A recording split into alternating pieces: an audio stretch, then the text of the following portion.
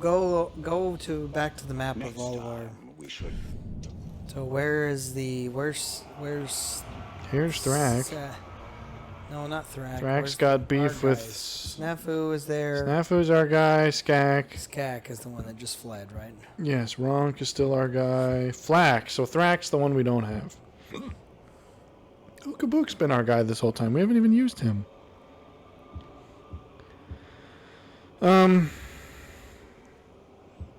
Skoth is still this guy's bodyguard.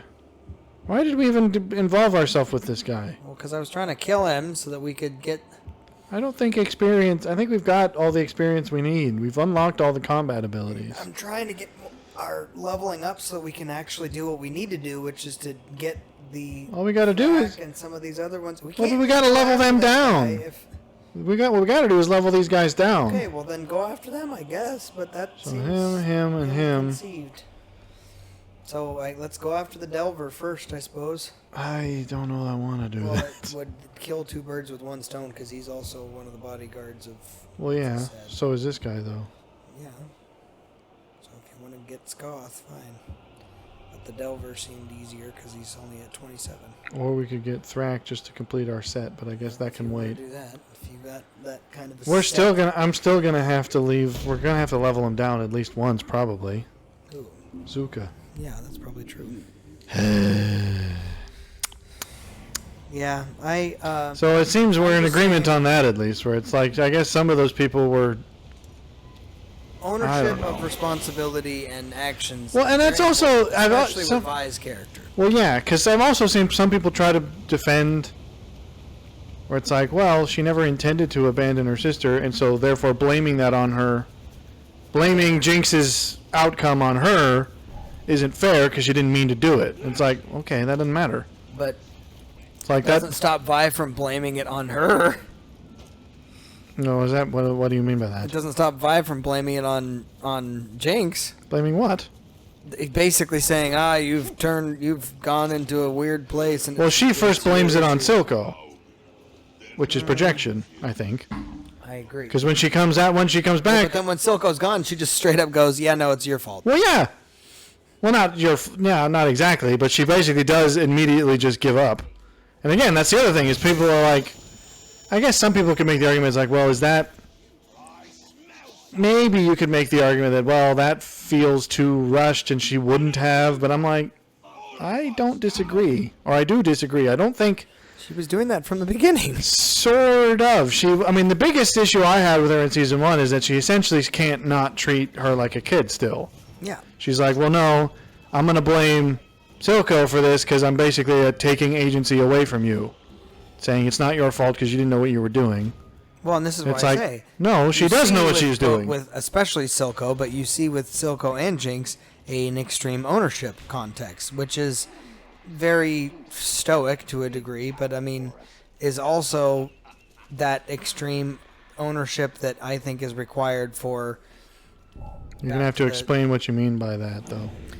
Meaning, you take responsibility for your actions, not for what you mean to do. Again, I don't know that you could... I wouldn't say Jinx. Silco, certainly. I don't know that you'd say Jinx. That's what I said, more so Silco. Okay. But I'm just saying, Silco, even when he made mistakes, was like, okay, yeah, I screwed that up. Like, he was not...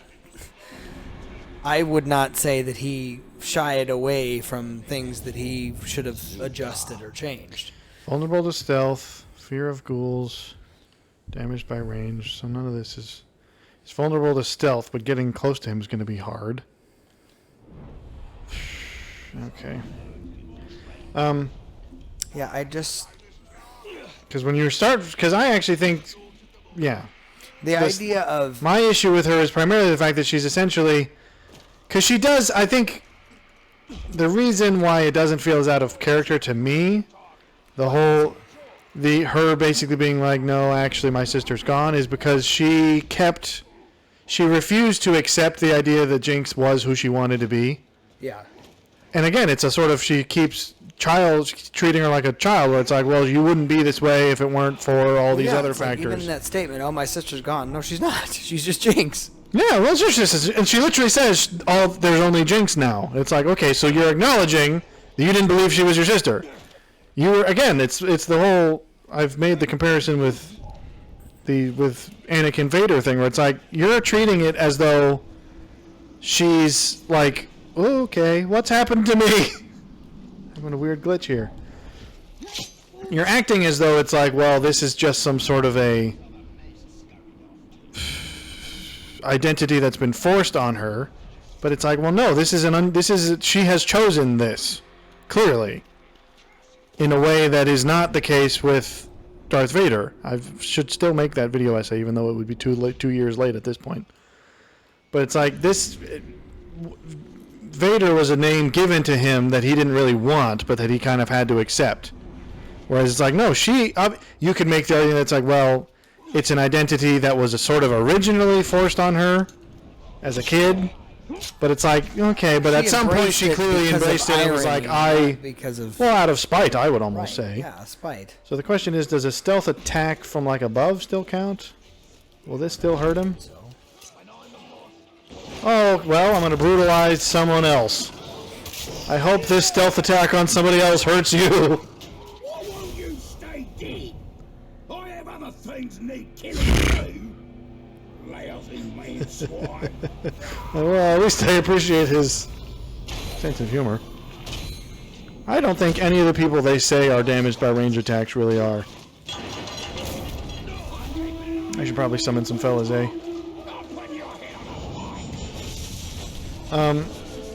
Yeah, so that's why I don't think that it's as out of character as people think, because she was already kind of in that mindset, in my opinion, where it's like, the only reason I'm not giving up on you is because I think that the version of you I remember is still in there somewhere, and I'm not going to accept that the version of you that you are now is who you want to be and who you really are. Right. I think that it's either something Silco's done to you, which is what she first starts on. Hello, what's happening? I got hung up with this as a child too, because I think this happens. Okay, we're getting deep now. No, I think this happens. Okay, this ain't going. Nothing doing. Just in. Hey, Ronk. Glad you're more here. often than it should. Okay, so he's got a shield. He can't be stunned. There's a.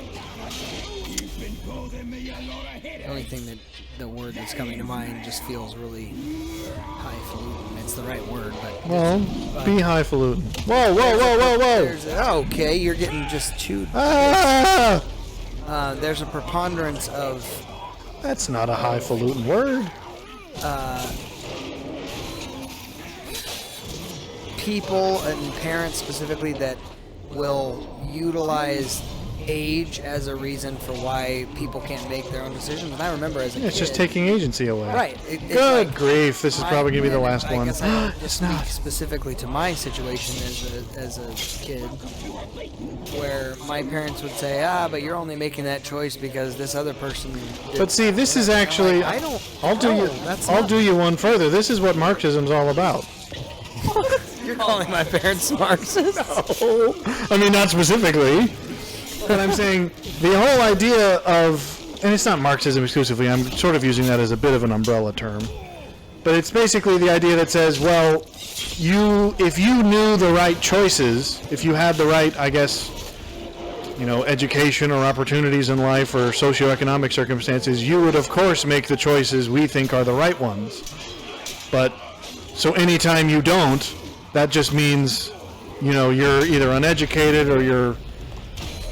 Because basically, I mean, the reason I say Marxist is because that's essentially the Marxist idea. Okay, yep, I'll take this. Is that, well, the bourgeois acts the way they do because it's just, it's innate in the class and they can't even help it. And it's like, and this is true, and they basically, oh, well, if you're too poor, then you don't even have. I am so close. This is going to be the last chance, isn't it? Oh, I've had more of those than I feel like I normally get. Is he broken yet? He's enraged. Oh! Well, Ronk's going to finish him before I can grab him. I mean, that does. He's going to have to pick a different bodyguard, which means there's at least a chance it'll be one of our guys. Well, all these characters are already broken. Ronk's doing alright, though. Go grab the stuff. What stuff? This stuff? All that. But yeah, it's a condescending attitude that basically says the only reason you don't think like me is because I'm. It's an excuse. It's basically, again, some reason why you don't have agency. You're either too ignorant, you come from the wrong circumstances, and it's very condescending, and it doesn't work. It tends to alienate people. Yeah. And again, it's why it's like, okay, I can understand why Jinx is like, you don't. Some people think, well, it wasn't fair. She never really gave her a chance to accept her as she was. It's like, in some ways, I can understand that. I think her mind was kind of already made up by the time they have the finale in episode 9, where it's like, sure, and you could, but even still, it's like she still wasn't wrong though. She jumped to her conclusion, but it was still the right conclusion. Yeah. And so I don't know that you can. Well, this is the whole. Jordan Peterson's talked about this and why the young men of our generation are disenfranchised is because it's the same thing that's basically happened to them. It's like, you're only making that choice because of years of masculine, toxic, what is it called? Like, but feminism's done the same thing to women. Well, I agree. It's like, you would actually be a feminist, tough, girl boss if you weren't, just inculcated in decades of misogyny you don't even understand. And if you choose to be a wife and mother, that's the wrong choice. And you're just ignorant, and I want to help you. Yeah, it's incredibly condescending, is what it is. Yeah, exactly. So stop doing that, whoever you are. Yes. That's why Vi sucks. I admit I have a somewhat irrational annoyance. Well, she's not as bad I think the second season she's not as bad a character as I act like, because she's not. Because the thing that I realize though is I have heard some people in their analysis talk about like, oh, Jinx is a great example of how like a victim becomes a villain. I'm like, I fundamentally disagree, because I don't believe she's the villain of any season, 1 or 2. And then it occurred to me, it's like, well, if I don't think Silco's the villain either, who's the villain of season 1 in my perspective? It's like, well, it's Vi. And that's weird. I had never formulated it that way in my mind, but there isn't, obviously you could make the argument that it doesn't really have a villain, because villain is a loaded term. Vi is certainly an antagonist from my perspective, considering that I am more interested in Jinx and Silco's story, and she's the one in the way of it. So calling her a villain does impute a kind of moral character that she probably doesn't quite fit. But nonetheless, I'm still going to stick with it. I got some kind of mosquitoes in here. The white tree. I think the other reason why it made sense to me, or the second season made a bigger impact on me, is because... Who are you? Oh, it's you! Well, let's just kill all this guy's bodyguards. Expounded upon Jinx's story in a way that made the choice of her moving into that motif of Jinx more resolute in my mind. She wavers more than I expected, actually, which is one of the reasons I had a hard time at the beginning. It helped me understand and embrace who she was as Jinx, because the idea was it's not some facade she's putting on. It's quite literally an adjustment that she almost by necessity took on in order to... Well, it's a coping mechanism, right. Yes, but that's one of the reasons why the reason I'm impressed with the show is that I actually think the direction they took wasn't the direction I'll admit that I wanted at first, but it was actually the direction you could argue I needed. Ooh, okay. Oh, that was him. Oh, there we go. Wasted all my other turns, so he's the last of the original bodyguards. Let's see who the new bodyguard is, though, because it might be one of our guys. The reason why I found it so interesting, and actually why it kind of messed me up, is because, again, as the first season did to an extent, it sort of forces you to view...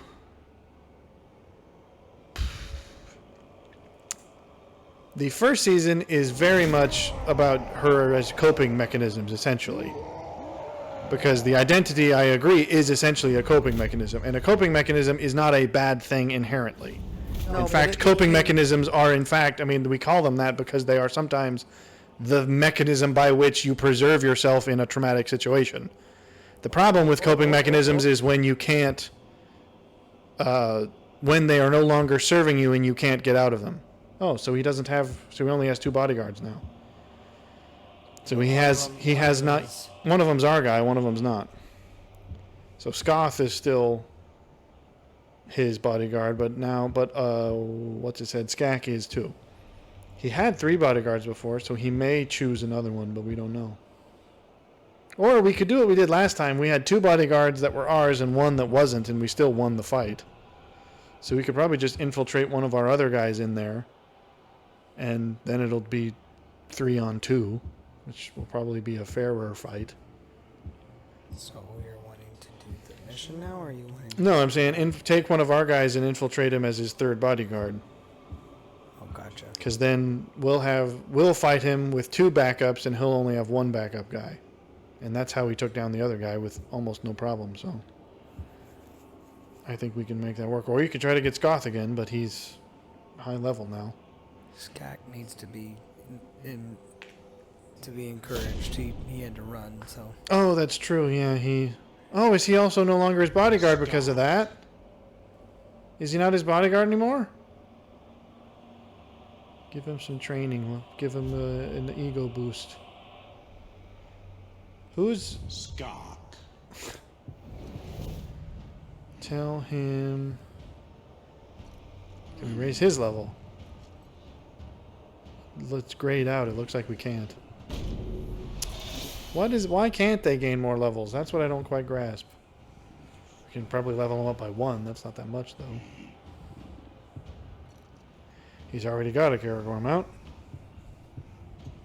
Fire weapon or a poison weapon. I don't know.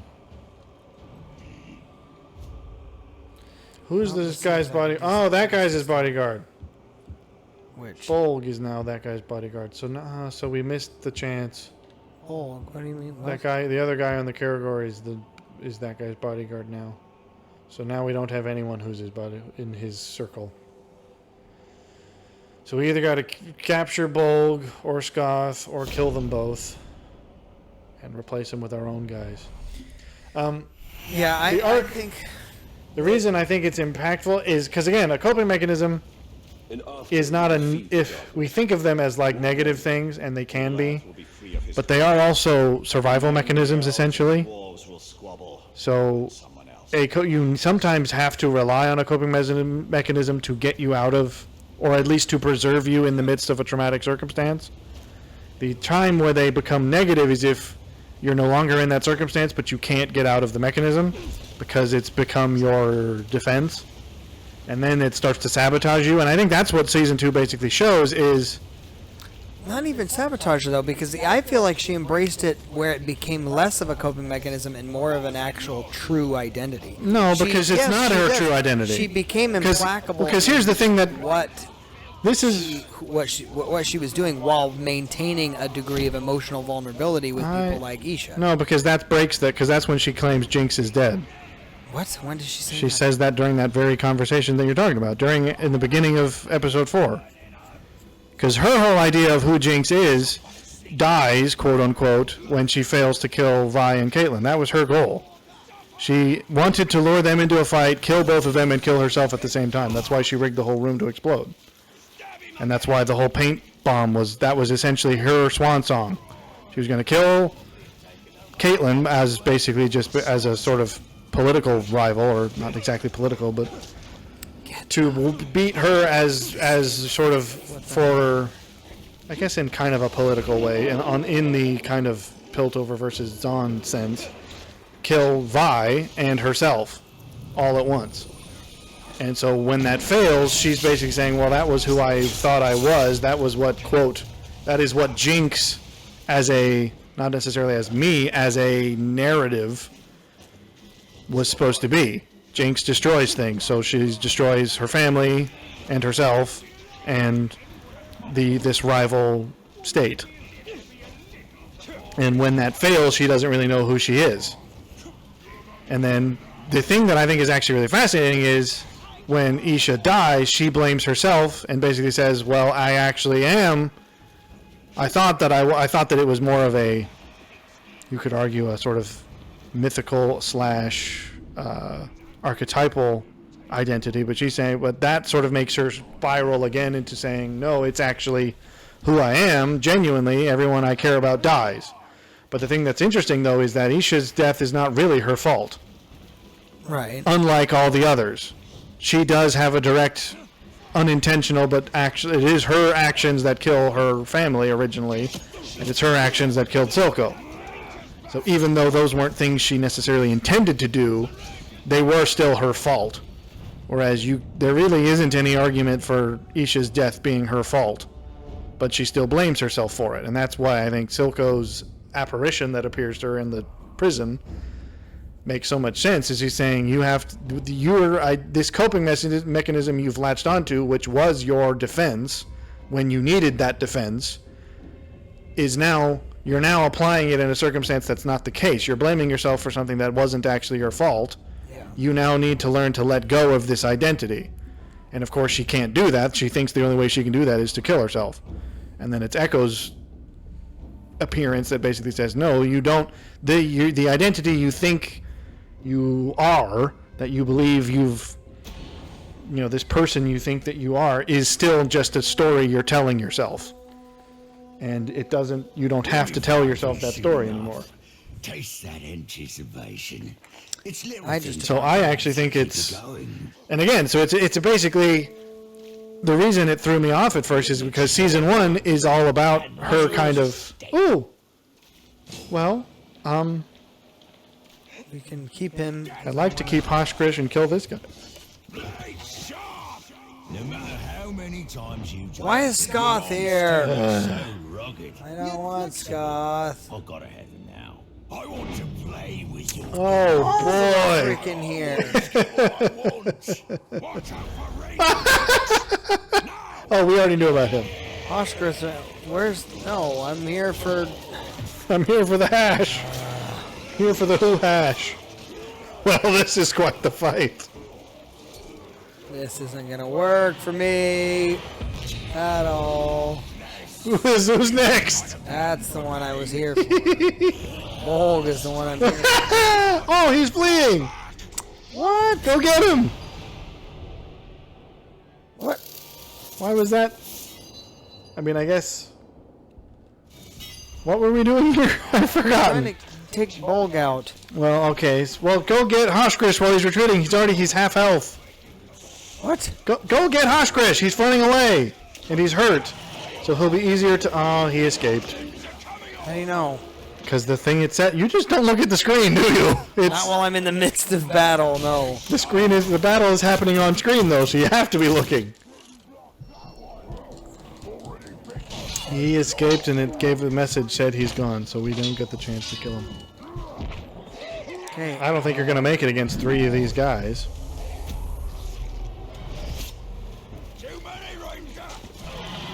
I would agree with him. Yeah, I'm wanting to only deal with Bolg, but apparently... Well, that option's gone.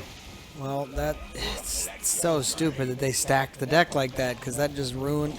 I don't like that I can't just jump up a freaking ledge. It bothers me a lot. I don't think you're going to be able to run from this. I will absolutely do that. You can watch me do it, if you'd like. That's a humorous image. Okay. Anyways, the reason I found it is I admit that I got a little absorbed into the sort of Silco Jinx narrative, and I realized that in season 2 they're basically saying that was necessary for a time. She needed that at that period of her life, but she also needs to move on from it now. So you're back for more, eh? Not Who are you?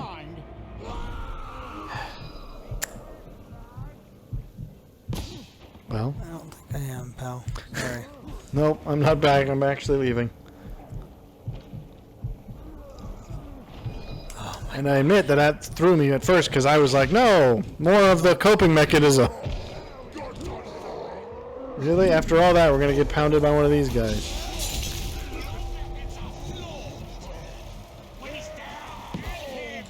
What? One of these guys is hawking explosives.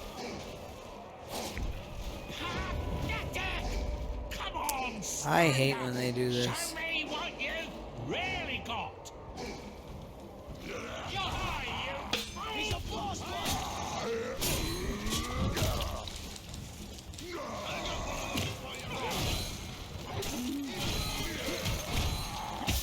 That guy's coming up to give you one.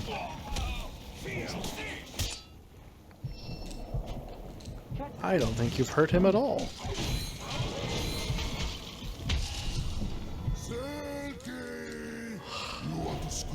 This has just been a reunion. You're going to have to scrap with me. Oh, they're related, of course. That makes sense.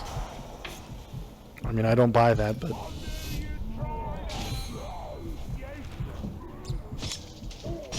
I don't like when they just move on to other people. I'm hitting X.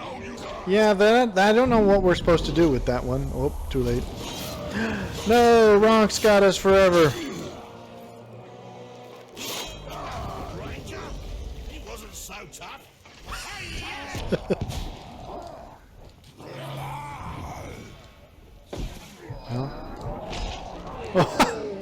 It's not. What are you guys sticking his butt in your face?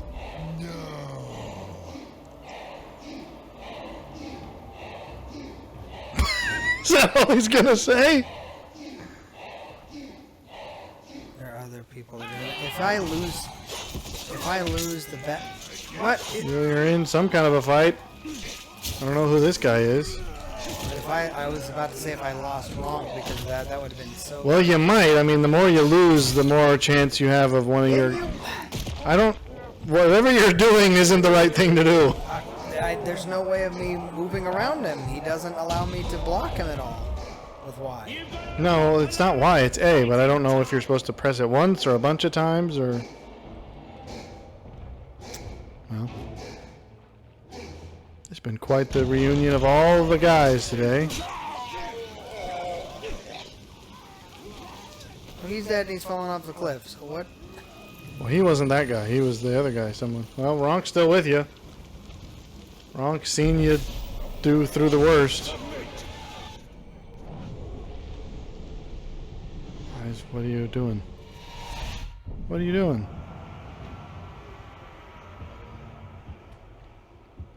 Reposition. Hang on. Reposition?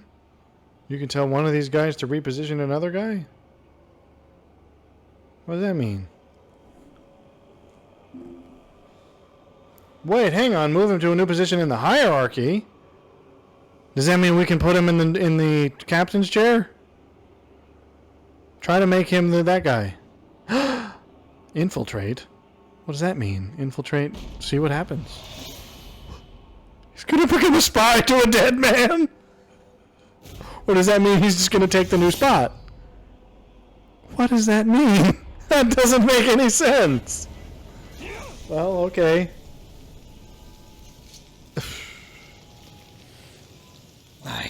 That didn't make any sense. That whole thing was just a giant, weird thing. Well, I'm pretty sure I've still only touched on a fraction of the things I could have. Let me get up in my notes. It's getting a little bit up there in time, too. No, that's true. No, that's true. We already talked about... oh gosh. Yeah, we didn't hardly touch on most of this. Well, actually, we did. We touched on a fair bit of it. I just didn't go into some of these things as depth. Okay, to be more organic. And I talked about the cope. I did actually make some notes about the whole coping mechanism concept.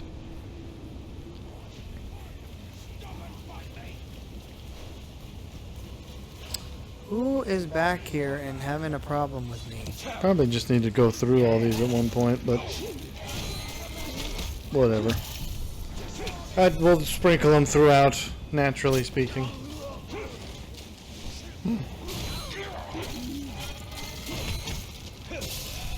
All guys just need to die. Quit following me with your dang spears off my head. You and your... Oh, he's not dead. You and your dang spears. I got diabetes.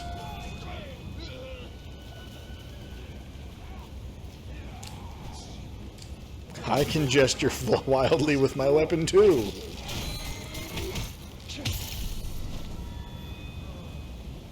I don't feel like you ever gush as openly and as in-depth about your affinity for Victor as I do for Jinx. Other than you're just like, yeah, he's cool, and I like him. She's certainly the main character of the story. You could certainly make that claim. Some people might disagree, but Who would disagree? Vi fans. Yeah, but that's thin.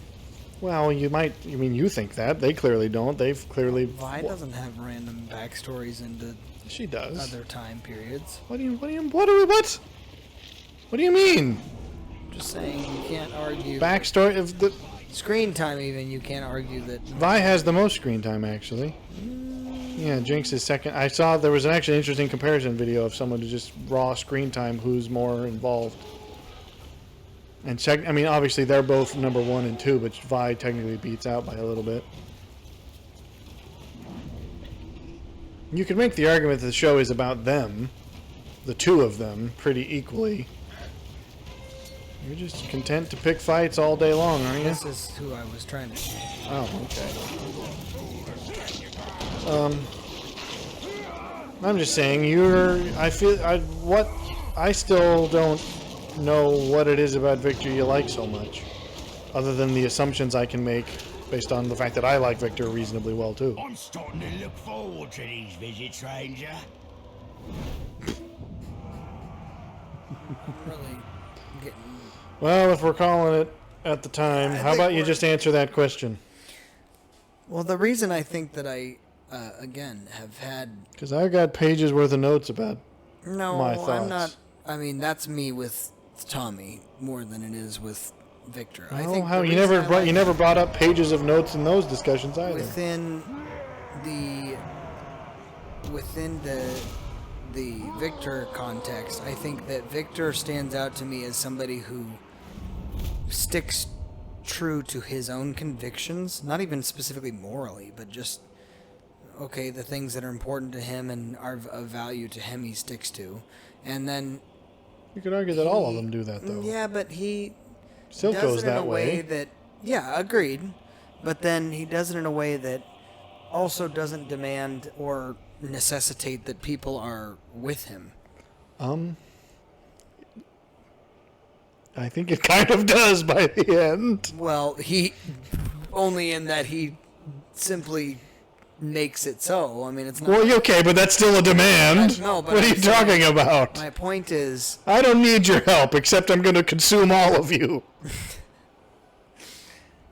like when I did see someone. There was a meme. Hang on, there was a meme that was funny, where it was the scene when he says, "I will evolve all those willing."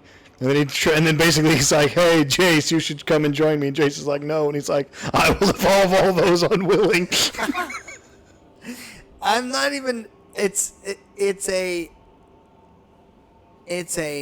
is the before he kind of ascends, if you will. He is immovable. Well, at what point? Which ascension? Because he kind of ascends twice. You could argue. Well, yeah, maybe. So the first kind of initial, what is it called? Becoming one with the Arcane. I believe that before that, he stood very true to, okay, well, this is my conviction, but if you don't agree with it or that's not something you're, going to follow me on, then so be it, but I'm still going to pursue it. So it didn't shake him. He was immovable in his decisions and things like that. And then the other bit of it is when he did kind of become one with the Arcane and had that realization of, okay, this is something I feel like I need to bring, peace, healing, whatever you want to call it, to this situation.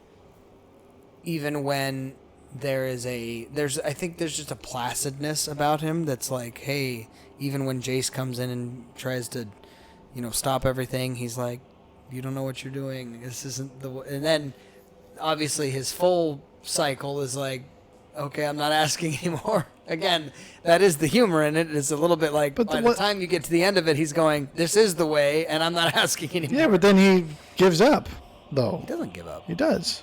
Not give up exactly. He realizes the error of his ways, you could say. Well, you're talking about like the very end? Well, yes, but that's still part of it. My point is, that analysis could apply to like half the characters in the show. It could apply certainly to Silco most of all is the one I think of. It could apply to Savika just as easily. No, I don't think Savika has enough. She doesn't have enough screen time maybe, but it's the same arc. But it doesn't even have enough chutzpah. Like, what does she even stand for? There's not Dawn. really. Yeah, but she doesn't have any sort. That's too broad. What does Victor stand for? You haven't answered that. Yes, I mean, because the thing about Savika that people find interesting is she was never really loyal to Silco. She's been loyal to the city. Silco was just the best chance. That's also why she stays loyal to Jinx, even despite the fact that she didn't like her previously. Because she thinks, okay, now you have the chance. And then, when all of that fails, she still doesn't, and that's why she ends up being the first counselor, where it's like, yeah. My point is, that simply resolve, it seems to be the only thing you're describing, which is like, okay, but there's plenty of characters that have resolve in the show. Yeah, but I think... Caitlyn has resolve. Yeah. But I think that Caitlyn's got... Yeah. Caitlyn resolves her own metaphysical angsts. No, Okay, but my point is resolve, if that's the only thing that makes him interesting to you, it's like also that's... what he stands for. I think the idea Which is of what? using the arcane to benefit, not to, his whole hang-up is, if I as a scientist am creating things, I don't want to create weapons of destruction. I want to create things that actually contribute to the healing and the restoration of this whole schism between the two, nations. And so it's a bit of a... I think he also is a good representation of bridging the gap between the two, because obviously he was a... I don't know, what is he, a Zonite specifically? That's what people seem to... In fact, they say that directly in the show. So, I mean, it's like there's that is a degree the term. Of which he, even though he lives in Piltover, he doesn't embrace... But again, this all seems very surface level. It's not surface level at all. Well, yeah, you're basically saying he's a scientist who wants to help people, and he doesn't give up on that goal. It's like, well, okay, but... Well, it's easy when other people are saying... So you have a couple different things. You have the pull of capital and market that's like pulling him in one, or pulling their invention in one direction. Oof. You've got Jace who's pulling off. No, I'm just kidding. You got Jace who's pulling it in the opposite direction to say, hey, I want power and I don't even know that he wants that. I think he kind of gets lured into that. Well, maybe, but nonetheless, he's movable. Again, yeah, he's certainly less focused. I mean, I would agree. I just feel like your representation that Silco equally represents those traits. Yeah, but then why don't you like him as much? That's my point. Is I feel like he wants things to be better, and he doesn't bend on that goal. It's like, well, okay, that could apply to... I don't know that Silco ever had an idea of... I would see Victor ever describes himself as being a unity, though. He never really is like, let's unite us as people. But that is kind of what his goal was. I mean, it was I think you've brought that to his... But I think it's broader than just Piltover, is in other words what... Well, okay, he wants good. You could say that was like, okay, but then that means it's like, well, I like him because he wants good for all mankind. It's like, sure, that's a noble goal, but is that all it takes to like a character? No, I'm just saying, and then I specifically resonated with this whole thing with Sky, and I well, yeah. don't know why. But see, that's where I'm interested in, is like, that's a specific thing that only happens to him. Yeah. So what about the season, like we already have talked about that in Season 1, what about Season 2 expands on that? Well, obviously he has more interactions with her, which I think is... Okay, but then is it literally just their relationship that intrigues you? Because I could tell you, if you wanted me to, if you really wanted to get into my psyche, I could let you read all my notes about Jinx, and I'm not even really kidding that that's what it would do, is it would tell you a lot about me. And that's why I'm interested, is that you've never... I don't know that I've ever used... Do you see yourself as in him, or do you see as what you wish you could be, or... No. I think that's more peaky. I think maybe seeing myself in Victor to a degree, in that things seem to happen despite his best efforts, I suppose. And Sky is a great example of collateral damage and or things that are not working out to his benefit particularly, and it's not due to a lack of effort or movement on his behalf as much as it is, I wouldn't say luck, but I mean there's a degree of like... It's a little bit just it didn't work, yeah. Yeah, so things don't go your way even if you do it right. Context, I definitely can resonate with him. I think the other part of it is that being a supportive role to a more... how would I say it? I tend to be the more the logic side of another person's vision. I tend not to be the one who has the broader vision and say, hey, let's do this thing, because I'm the one that typically goes, if this is the vision. I'm not that I can't envision future, but that when I future cast, it's like, okay, how do we get there? And so to me, seeing him as a supportive role in both his relationship with Jace and, really in a broader context when he has conversations with Heimerdinger and things like that, it's not... Ooh. He's not ever really given the kind of recognition that I think his brain and his... No, he doesn't seem to want it either. But see, yeah, that's what I appreciate about his character, is that he doesn't... It's not galling him that people aren't giving him that. It's just something that he goes, okay, well, that's neither here nor there because I've got bigger things to do. So that's... I can resonate with the fact that the whole Sky thing, the reason it was like, okay, was because it does come out of nowhere in the same way that I think life does that. I mean... Okay, but see, you could also... But that could also be... You could take the same approach with Jane or with Powder in the first season, where you're saying she wanted to help and that went not correlation. Well, yeah, but I'm saying that but the fact that you feel one way about one character, even though you could use the things you're describing for many characters, means that it is more than that one thing. Because what you're saying could apply to other characters, and yet you're choosing to apply it to this character specifically. And I don't know that I've done that much specific looking. I just know that. Well, that's interesting. Appreciate with this show in particular. Well, but see that's another interesting question, is the question of why. Well, because I don't think it's as clear a window? I would say it's more that I don't know that I use archetypal frames in order to better understand myself. I bring my own understanding of myself to an archetypal frame. If that makes sense. So I work. Well, one could argue those are the same process. It's just reverse, top down versus bottom up, but it's the same thing. Correct. And I think you tend to work more top down, whereas I tend to work more like, okay, I'm bringing what I understand about my own perspectives to the sense of the character, if that makes sense. When he obviously fully becomes aware of all of... And it's difficult because you don't really know what the arcane... Like, what he was enlightened to. But, there's clearly a connection of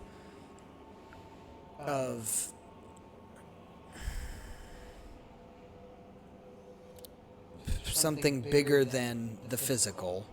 Well, yeah, essentially he's touched some sort of cosmic... Right, cosmic thread or whatever. Yeah, sort of the Tao, as it were. Right, and then within that context, seeing him apply that both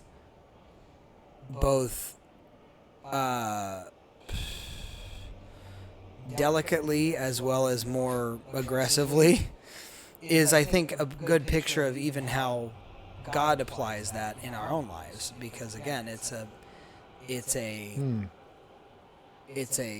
again something I want to do, and what I consider. I mean, I know you've teased me about the whole Counselor Troy thing many times, but in It conversation, hasn't actually been that many times. I feel like it's only like a handful of times. that I will bring to the table a balance. I feel is my goal, or my emphasis at least for the most part, is bringing a balance of those two things, where it's like, okay, there are times I'm going to give you what I believe to be my conviction or the truth on this in a soft manner, and there are other times I'm going to just cram it down your throat and go, hey, I'm not asking anymore, I'm just telling you.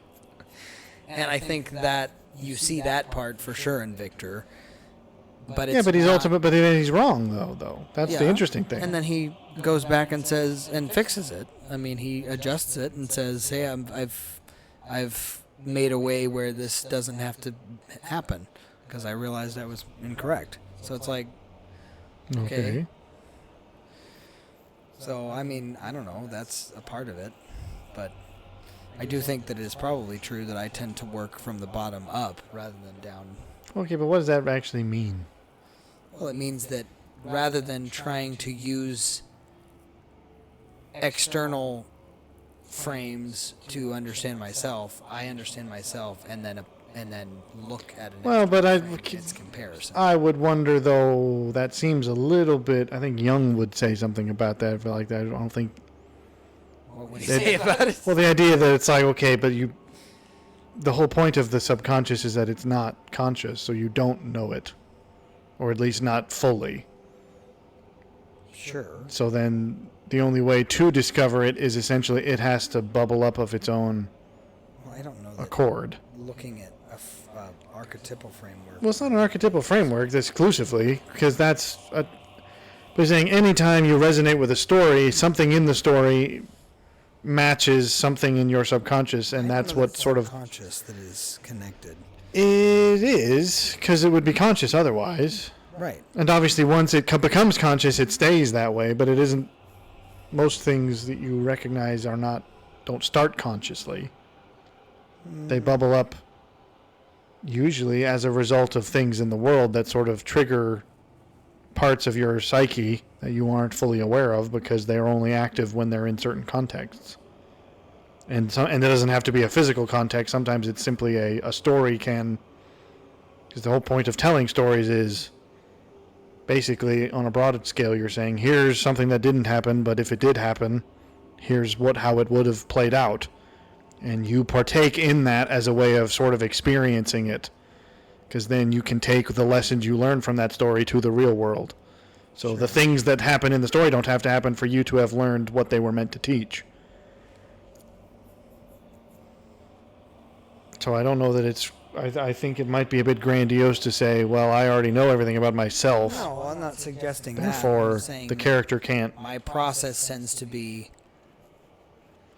thinking about Well, the fact that you first. acknowledged those a minute ago, saying, I haven't delved exactly into why I like Victor more than any other character, other than the things you've already said. But it's like, well, that's interesting to me, because whenever I find that I have a strong emotional reaction to something, that's the first thing I do. Because I'm curious. It's like, okay, clearly something about this appeals to me, and I want to know why. Well, I think the biggest... So, if you're talking about the one moment for me with the whole Sky and Victor thing, it's because... But is that the only moment in his arc that you found... Not specifically. I mean, but again, here you have a guy who is trying his best he can to do things according to what he feels is best, and then... Well, is he doing it according to what's his best? Because he's also trying to save his own life. Sure. So? And he's bending rules to do that. Yeah, because sometimes they need to be pushed in order to actually get something Well, done. yeah, but that's not the same as doing your best. Like, breaking rules to save your life, I don't think quite qualifies as, I'm doing what I think is right. It's like, well, no, you're just trying to save yourself. I mean, I guess you could make the argument that I think saving myself is right. But that's making a way of saving others. I mean, that was the whole point of what he was getting at. He's using himself as a human guinea pig, essentially. That's what I he was doing. don't. That's, I think, a little more altruistic than he's being. I think he's disagree. being a little I think bit. that's- I think there's. It would have obviously. It would have benefited others, but I think he was primarily thinking, I'm going to have to save myself because if I die, then the research can't continue. So you could make the argument that, well, I have to save myself in order to keep But nothing was doing work to save nothing others. Was needing to be saved of himself, other than him being able to walk. Well, no, he was ill. He was dying. Well, okay. We don't know of what disease, but some disease was killing him. So that's why it wasn't just walking. It was that because he was attempting to prevent himself from dying. And so again, I don't know that you can impute too noble a No motivation behind that. The idea that in doing what he feels like is, again, on a conviction level, what he wants to do, what he needs to do, whatever, call it what you want, that life essentially gives him the middle finger, and that coming to give. But you could. But there's also the argument of saying that sort of makes it seem like, well, it wasn't his fault, and then you argue, yes, it wasn't. But the argument could also be he was certainly. Perhaps he should have known better than to do what he was doing. I disagree, because then you have other contexts in which somebody like Heimerdinger or Jace or Heimerdinger especially tells both of them that they should be more cautious than they're being.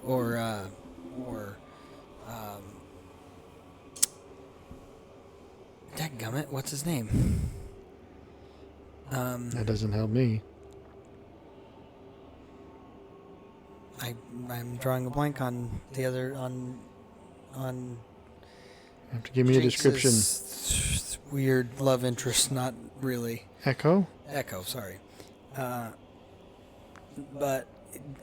all of them push the envelope in the same manner, and they just end up coming out in a more positive manner. And so, Not because of the Jinx. fact that I don't think you can make that argument for Jinx. talking about, okay, I just mentioned three different people. So Jace Jace. Echo and Heimerdinger. Well, Jace has a similar arc of again, the things that he think are going to further his pursuits actually only make them worse. Well, but my He point gets is, into politics because he thinks it will help, and it if doesn't. the end result is beneficial, then people basically excuse the means. That is often the case. Well, sure, but what's relevant? You were acting like somehow. Well, but the end result is him saving himself. What? You're acting like I failed to see what that illustrates. What I'm saying is, it's certainly relatable to me in that particular context.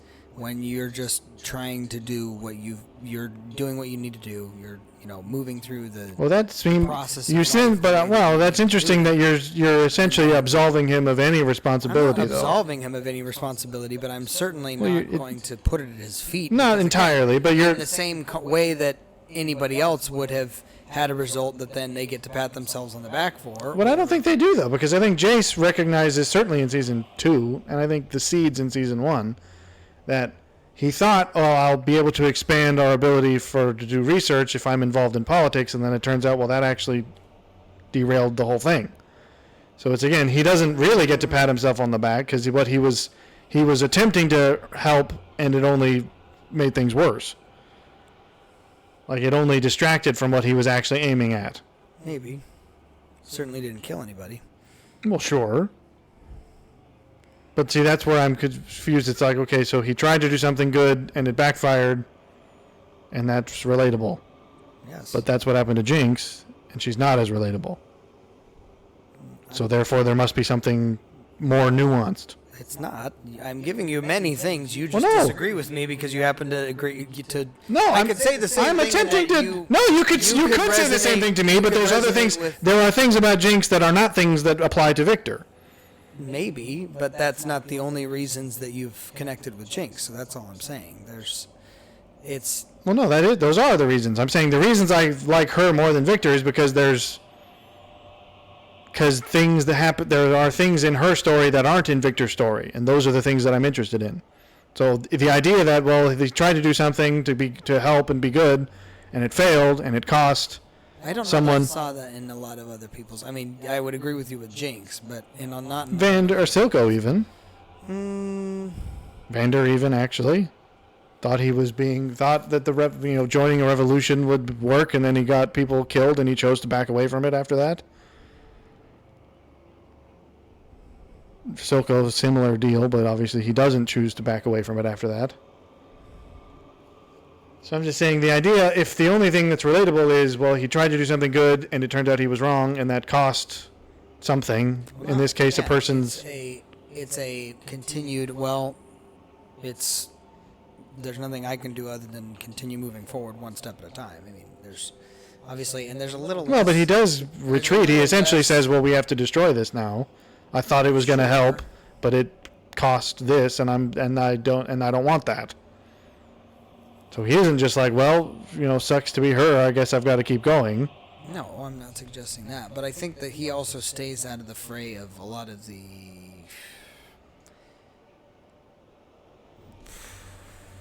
interpersonal drama. And I think that there's a degree of that I appreciate too, because while him and Jace have their fair share of arguments, it's never something that becomes I don't know. I mean, he keeps to himself for the most part and just kind of does what he needs to do. And I don't think I would certainly like to embrace that as well, as much as I know there's especially in my context, there's a broader understanding of my mission, I think, and what I'm called to do, if you want to call it that, or my kind of...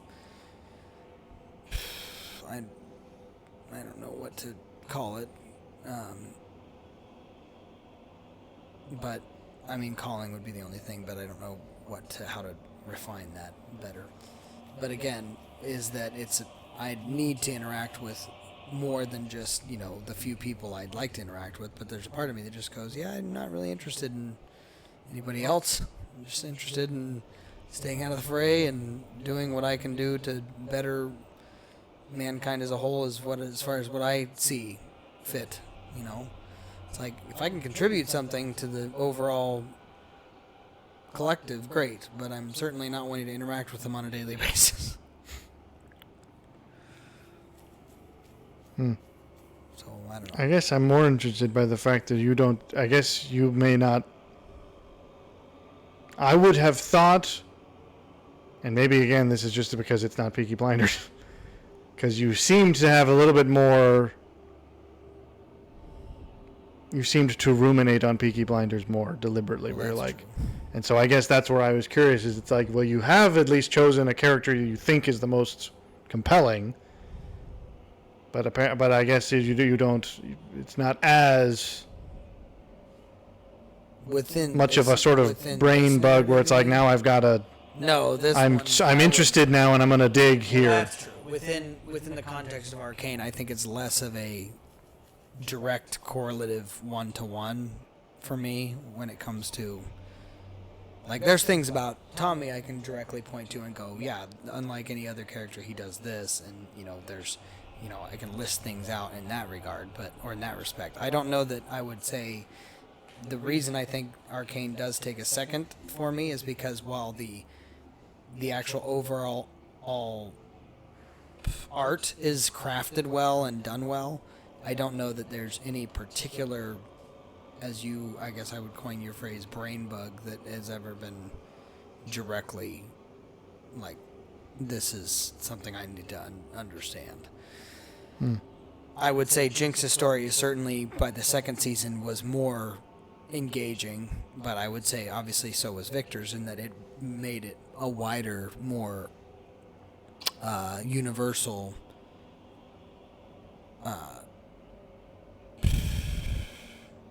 effect, I suppose, that he was having on others, rather than just on the few that he was affecting. But then yet he still had this kind of ethereal separation, and that's what I appreciate. I mean, it's exactly what I described. He is able to help people while still being somewhat isolated and removed, because he's above that. I mean, again, he's walking around even in the I mean, that's maybe something that I've touched on, but I mean, it's like he's walking around in the slums, if you will, of Zon, and he's engaging all these people and, you know, bringing healing and bringing restoration, and yet he's still very much disconnected because he has a higher level of kind of understanding than other people. And so it's just kind of like, yes, I'm with you, but not really. And that's obviously true at the very end, too, in that, you know, when he's talking to Jace, it's like, yes, I'm the same friend that you had, but at the same time, no. Because I've lived 1,000 lifetimes, and I've also come back to fix all this crap. So it's a little bit like he's not really there. So it's just because you think he's an INFJ? Is it just because he's that kind of character in the plot? He is that. I think you could make that case, actually, that he does definitely have his own secluded sort of realm that's like, this is where I dwell, and I only sometimes go out and interact with you to bring you what I've learned. Here's my biggest rub with all of life. You ready to hear it? I don't know. Am I ready for the rub? Because I'll take the medium rub. Muy less caliente. I think maybe it's a part of it is that I have not really given it any sort of rumination, and I think a part of that is because this one does take a backseat for me to Peaky. But if I were to nail down one thing that I wrestle with on a like core, not even principle level, but just like a core personality level, it is that very few people understand my desire to be social and relatable and interactionary with others, and yet still in isolation. You get one of the two. You get people that understand the isolation and then are wildly confused about my interaction with others, or, which I would say is probably more you. Yes. Or you get people that like the kind of social interaction that I do, and then they get actually irritated or annoyed when I retreat and remove myself into isolation, especially as a father. And this is something that's just a thing that you just have to kind of get over yourself. But it's like as a husband and a father, it's like you don't get that anymore.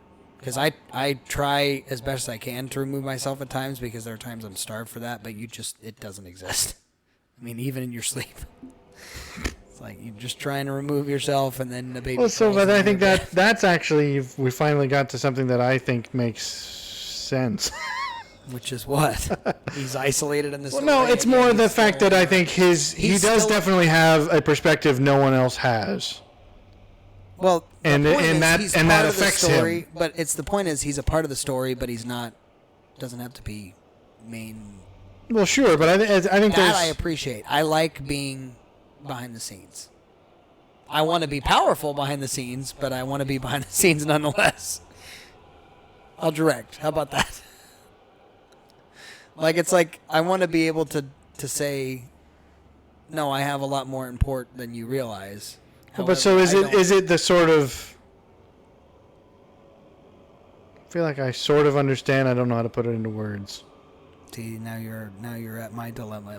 Well, but see, that's precisely where I think it makes sense. Where it's like, okay, he's definitely the character who's like, not to resort to stereotypes, but he's a little bit of the character who's like, you couldn't even possibly understand the things that I've seen.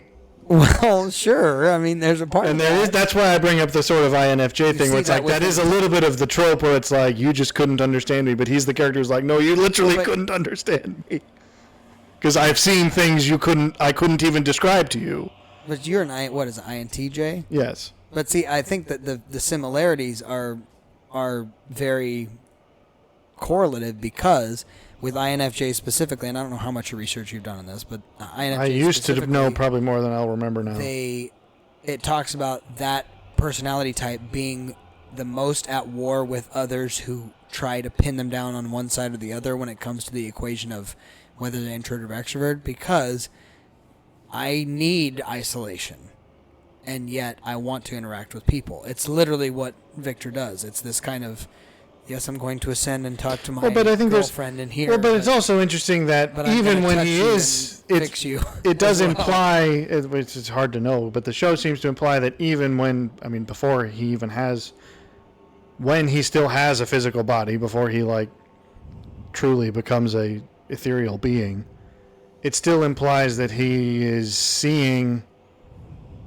from outside. Like even his physical body isn't where he, Right. his psyche is. Right. His physical body And is I literally get just that. a window. And I get that. Well, and that is, I think, again, an INFJ-ish sort of thing. There's an INTJ-ish part of that as well, where it's a little bit like, I'm It's a not removal, what. Yeah, there is a sort of, what's the term, dissociative element. Yeah, unfortunately, I Where it's embrace like- that hard. Well, yeah, I but mean, see, like- now we're actually getting to something that I feel like makes more sense than just Well, I mean, you sort see of that generic. hardcore in Tommy too. There's a certain dissociativeness to him for sure, where he came in and I mean, not in the literal sense, I suppose, but yes. But I mean, in Figurative. after the war, he was like, "Oh yeah, I'm just gonna Yeah. do my own thing now, and if anybody gets in my way, damn them, because I'm well, I'm but see, yeah. coming." Well, that makes, I like- think, makes that, I'm starting to feel like that makes the most sense. But you see that same extremity in Victor too. Once he's finally met with any sort of opposition, it's like, oh, okay. Before I was trying to just ask, but I'm not asking anymore. It's like there comes a point, and then here's the thing. Here's the rub, though, and why I think Victor does a great job at representing this is because if I end up making a horrendous error, that's great. I'll make it, and then I'll just That's end up. great. I'll make it, and then I'll end up reversing it or fixing it or however I want to do myself. I don't need people telling me, "Hey, you're being stupid" or whatever. That, I mean- think there's a degree of needing that in the The same way argument that is Jace quite, yeah, is literally I was there. going to say, You know, it's like, well, he not himself acknowledges that Jace was the only person right. who could I have mean, showed you him. need those kinds of people around you, but I'm saying I don't think You don't want to need them. maybe. I also think that there are times that others don't. There are a few that can step into that role. Well, yeah, people. well. I mean, yeah, the I'm way not he trying to says be. it, like the way he says it, like only you in this moment are able to tell me that is sometimes how it well, feels. is that through all It's like- timelines and possibilities, only you can show me this. right? Because even in my own life, I can think of maybe 2 people in my entire. Well, life. see, now I think that there's a picture building that I think makes a lot more sense now, rather than just, well, I like him because he wants to do good and he doesn't give up. And I'm like, well, okay, but that's really generic Well, yeah, criteria he for does liking a good character. without having to the- be involved. Well, but Why did you involve us? But it's, I mean, not to sound too weird about it, but there is a vibe based. You sometimes relate to a character on nothing more than vibes. Well, sure. And so it's a little bit, I do think that the dissociative element makes sense where you're just going, I'm somewhere else most of the time. Even when I'm interacting with you, I'm elsewhere. What you see of me is not the me that I am, because you couldn't possibly see the me that I am. Yeah. Because it's literally, in his case, in some cosmic dimension. And so he's literally a physical manifestation of an emotional state. Yeah. And that's more interesting. That feels like a genuine, like, personal resonance, not just kind of an intellectual resonance. No, I think it's both, obviously, for me. But yeah, I think obviously Peaky represents that for the most part because it also includes the insatiable ambition that I think bubbles underneath the surface for me, where I hide it well because I think sometimes ambition can be seen as negative, particularly in a altruistic context. I'm going to be extremely ambitious and altruistic. It's like it's a hard needle to thread. And so that for sure on Tommy's level it fits because Nothing it's like altruistic about him, though. Danica agrees with that statement, but I don't because I think He himself he acknowledges takes it's care all of his for. people. That's not altruistic. Altruistic Sure isn't it caring is. only for your people. Altruistic is caring for all people. No, If anything, I feel like care for me. no, that's not altruism. Then that's tribalism by That's definition. tribalism. By definition, that's Hey, tribalism. well, then I'm a tribalist. I was gonna say, if anything, Victor's the actual altruist, where he's like, I have the answer for all people, and I'll give it to you if you want it or the reason not. why I think I default to tribalism is because the reality. Well, because you can't. Altruism is untenable. Right. So you have the only thing you can do is say, I'm going to care for. Well, sure. But in the context, like Tommy's about as close as you could be to trying to get everybody on your side, and even then, there's seasons like there's that freaking episode where he's like, "Why won't anybody effing listen to me?" Like, it's. I mean, there's times where you just go, "I give up." I still maintain there's. I think you give him more credit than I think he deserves. Where it's like there's still a heavy dose of control freak in him. His main. Yeah, but his main goal is what I want, and yes, I'm obviously going to take care of my people, but like what I want comes first. Yes. Well, yeah, but that's not. You can't just go, oh, I'm doing everything for my people. It's like, well, no, I'm I'm not doing everything for suggesting me, and I'll just take care of them too. Sure. That's what I'm just saying. That's not the Good same. for me too. I'm okay. Yeah, but I'm saying that is a far more like Tommy is a very selfish character. Even his care for his family is largely his own control freak and not. In fact, I think I made a similar comment about you're not going to like this. I actually think that's people try to act like, well, Vi's a good person because look at all the things she does for other people. I'm like, I don't think she's doing it for those people. I think she's doing it for some part of her psyche that's like, I can't let things happen to other people because that's a reflection on me. That's where uniquely I am different than my parents, though, because I don't have any insatiable need to fix others. That part is not in me. Don't have the savior complex whatsoever. Well, that's where if somebody else wants to screw I was up going to their say own that's life, actually then great. that was another one of my notes. Is I was like, if there's one trope, archetype, whatever you want to call it, it's like that is Vi. It's like she's a total savior complex. Yes, 100%. And so her trying to help other people, that doesn't make it less of a good thing, but it's not like, oh, she's so great and she just wants to help. It's like, no, she wants. Not even that she likes to be needed, because that makes it feel narcissistic. I think it's literally, it's like, I can't. Well, there's a little bit of an element of I can't let the world be. I have to be in control, because if anything happens to people I care about, that's a reflection of me. And so my saving them is my bolstering my own mental image of myself. Because it's not the same thing as being a narcissist, because sometimes people think of savior complex as like, I'm just here for the glory and for people to adore me and I'm their savior. It's like, that's a very basic and very obvious savior complex. Like, I don't know that you'll get the reference, but Homelander in The Boys is basically that kind of character where it's like he's only a superhero because he likes the attention. He likes people praising him and singing it and thinking that he's great. And it's like, I think many people think, oh, well, that's just what it means, and Vi doesn't look like that. And I'm like, well, I think Vi is a much more nuanced savior complex where it's like she doesn't recognize that she's doing it for that reason, but that doesn't change the fact that she is. Whereas, like, I think Homelander would literally be like, yeah, no, if you really drilled him down on it, he's like, well, yeah, of course, I just do it for myself because I like the attention. I don't think I would even acknowledge that, but I don't think that means it's not true. Right. And going back to Tommy, I don't think Tommy has any of that. Tommy, I think, is just out for himself. And he wants to protect his family, too, but I think even when they get in the way, he deals with them. Well, the stipulation is, I'm for you as long as you get... As long as you're for me. Right. Well, yeah, but that's not altruism, certainly, and that's definitely not...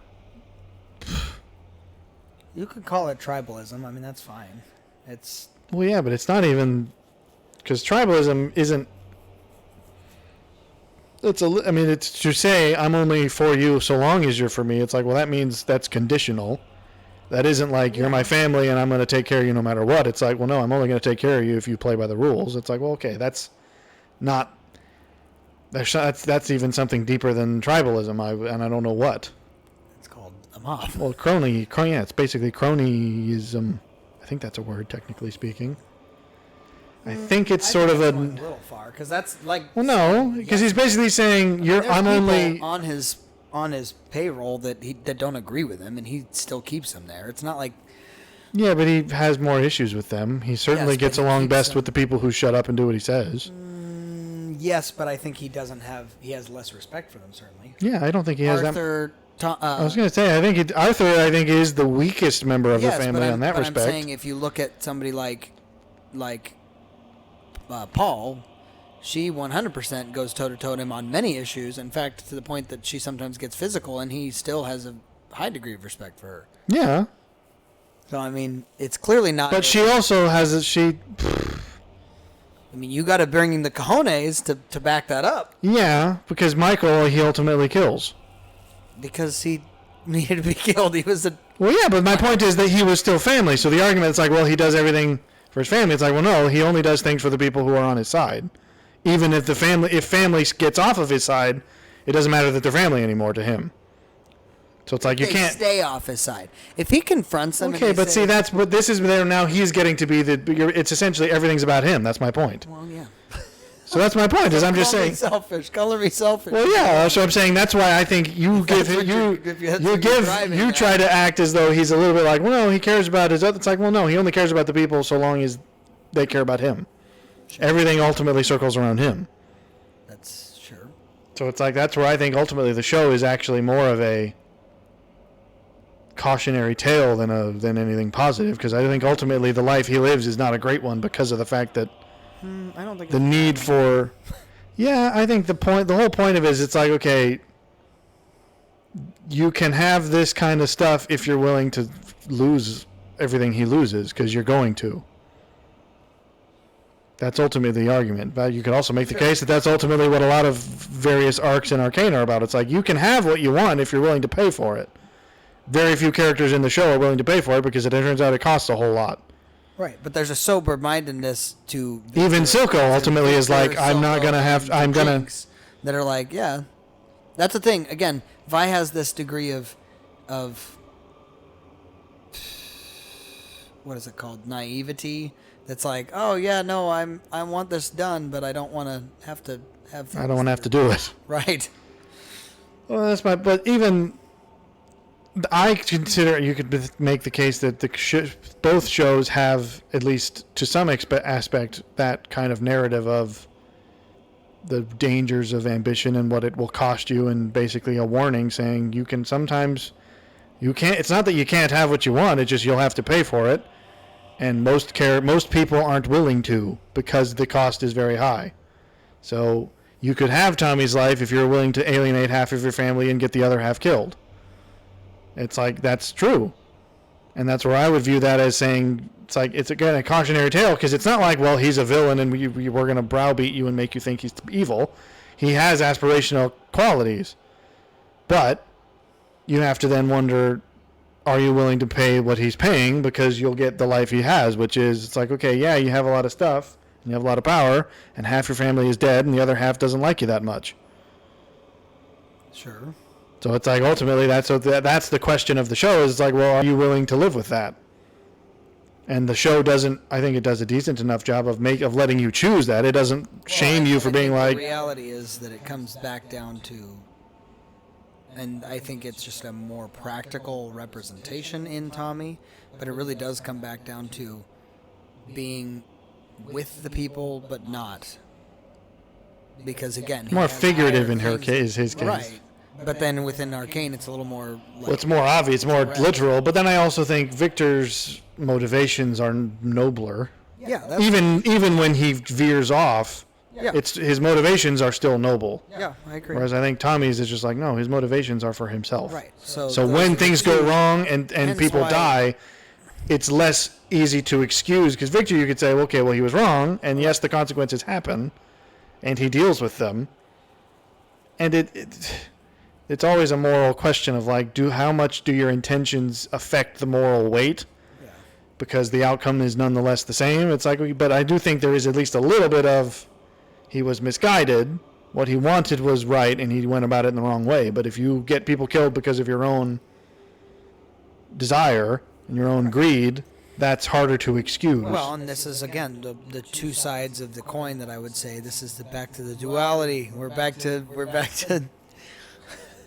We're coming full circle, but the idea that that's the kind of two-headed snake of the ambition side of me. That's like I know that ambition's not inherently a good thing, but at the same time, it shouldn't be considered evil either. No, Because I think well, that is healthy that it's a ambition is- threading of the needle, certainly.